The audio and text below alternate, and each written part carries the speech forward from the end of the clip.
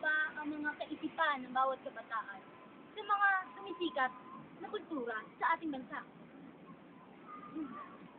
Usapin natin po. Sige natin po. Sige lang po namin sana kayo. Kuya, alam niyo po ba yung mga umuusbo na kultura? Yun nga po yung emo, hip-hop, artista, ghetto. Para po ba sa inyo, ano yung kagandahan nyo sa buhay natin mga kabataan? Magkakasulat ba sila? Magkakanta? Ano po yung tingin? Kasi po para sa akin, yung bawat grupo po niyan, yung rakista, dancer, at gangster. Kasi po para sa akin, pare-pareho lang po yan. Kasi pare-pareho lang naman po sila may kagustuhang gawin. Tapos, yung ano naman po nito, yung pagkakatulad naman po, pagkakatulad. Kasi para sa akin po kasi pagkakatulad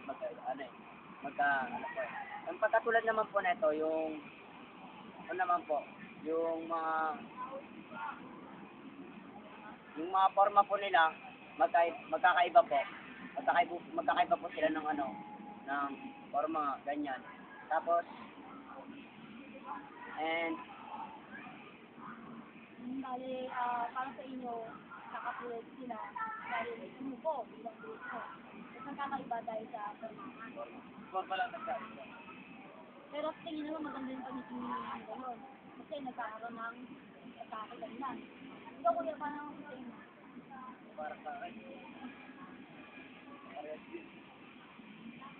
Ay, teka, matanong nga pala kuya siya.